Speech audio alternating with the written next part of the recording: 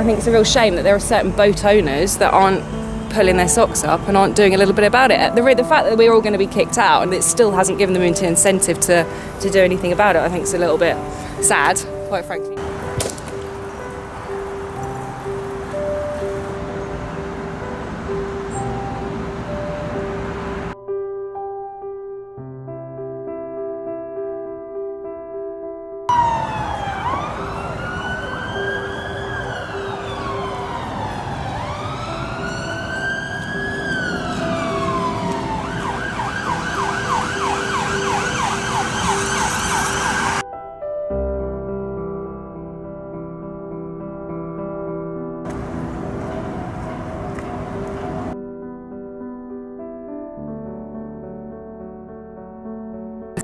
I fell in love with this boat. It's over 100 years old. Played a part in both World Wars. It used to be the Portsmouth to Gosport ferry, so it ferried people to the docks and the munition works. It's featured as a historic vessel. It's on the historic vessels register. What's it called? It's called the White Queen. Yeah. That's its original name. Yeah. Well, it was the Ferry Queen initially in 1908, and then it changed in 1952 when it was bought out by the Solent Boating Company. Yeah. You know, it used to have a steam engine, hasn't got it anymore, but yeah, that went. Would you want to live anywhere else? Not really, to be honest. I kind of, you know. We've seen other moorings and other boat communities and things, and I mean here it's really a lovely community. People walk past, we speak to them, we see the same people walking their dogs. In the summertime, when there are people drinking or if there's any problems in the park, we're actually, because we're here and because we live here and we care more, then we will go out and pick up bottles. We'll go and tell people to keep the noise down a bit, and it kind of works. I mean, I think that the people that are living here currently who are looking after their boat should be given the opportunity to be able to, or I think should be given first refusal for the moorings, the new ones. I completely agree with a lot of Brentford and a lot of people that made comments about how a lot of the boats are a complete mess, which they are. And I think it's a real shame that there are certain boat owners that aren't pulling their socks up and aren't doing a little bit about it. The fact that we're all going to be kicked out and it still hasn't given them an incentive to do anything about it, I think is a little bit sad, quite frankly. But we want to stay. And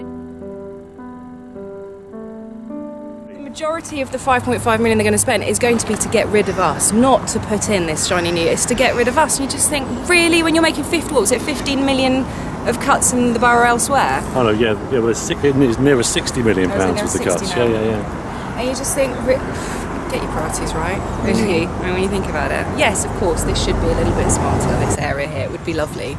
But what's going to happen to us though? There's 40 people living on these boats. They're all residents. They'll all be homeless and displaced because there's nowhere else they can put these boats. The boats will probably end up going for scrap or be sold off cheaply. And what happens to these people? They'll be queuing up at the local council trying to get a flat and be on the list. You know, the majority of these boats are owned by people that have lavished love and time on them and some money, you know, and they've done them themselves because they really care about the boats. Yeah.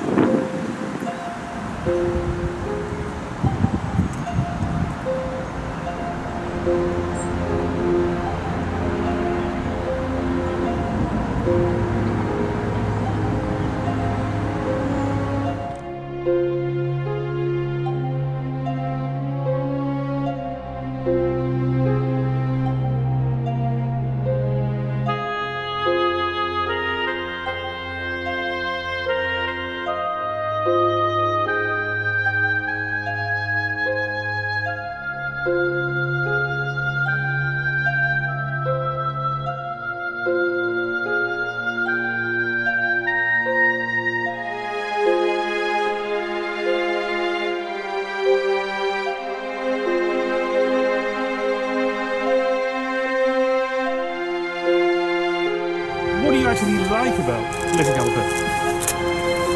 I think first of all it was a novelty, it really was. And I mean, I've lived sort of in and around Ealing, Isworth, Brentford my whole life. And I don't know, I found it charming. I mean, I met Paul and I knew he lived on a boat, but I mean, I've come down here and since I've moved in, you become friends. I mean, anywhere that I've lived in London over the last 15 years, I've not known my neighbours. I've not been able to go and borrow a cup of sugar or be able to go and, you know, anything like that. So here, everyone knows everyone. Granted, not necessarily everyone likes everyone, but everyone is, you know, but everyone chips in, everyone helps and everyone's supportive. So that's why we're a little bit disappointed, I think, that there are certain boats that aren't sort of falling in line with us.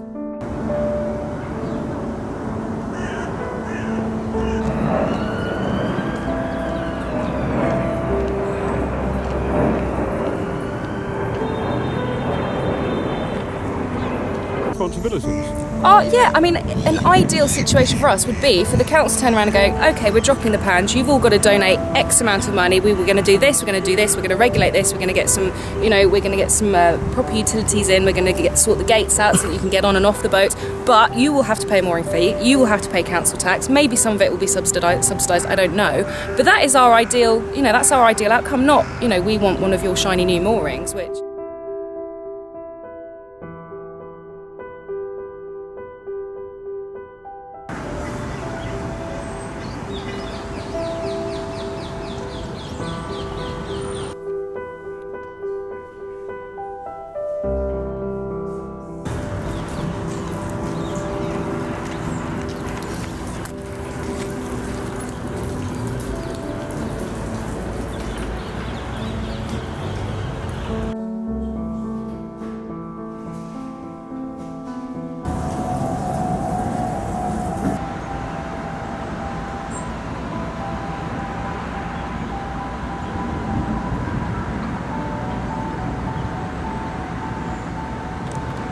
I live on this one here, Okay. which at the moment in the winter is looking a little bit sad, but it's usually covered in flowers, at least it's tidy.